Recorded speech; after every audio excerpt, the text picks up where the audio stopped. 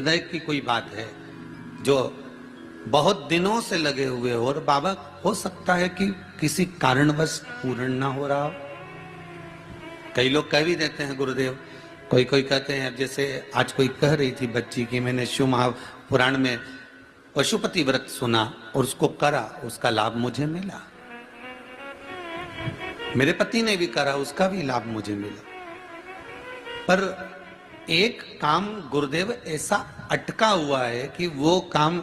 हम करना चाह रहे हैं, व्रत भी कर लिया, अनुष्ठान भी कर लिया, पर फिर भी वो व्रत के कारणवश भी वो कार्य नहीं हो रहा। तो समझना कि कोई कार्य बड़ा भारी होगा और बाबा उसको कर नहीं रहा है या कोई काम अटक रहा है। तो हमने पहले भी कहा, ये बीच की जो पत्ती है ये देव अधिदेव महादेव है, ये ब्रह्मा, ये विष्णु।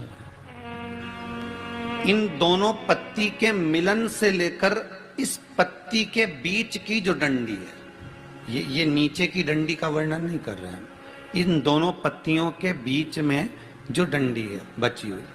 जो तीनों के बीच में एक डंडी का जो भाव है, ये माता जगत जननी जगदम्बा माता पार्वती है।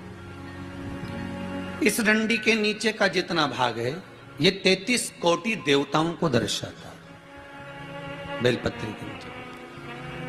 पिछले वर्ष की श्रावण की कथा यदि आप निकालेंगे और उसको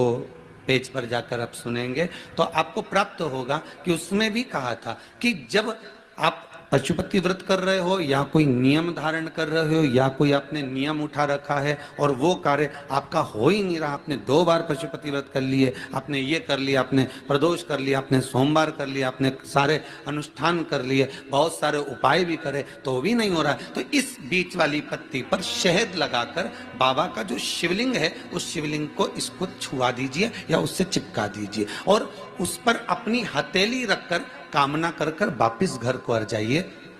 बाबा आपकी वो मुराद शीघ्र 3 महीने के अंदर पूरा कर ही देता है, ये पक्का।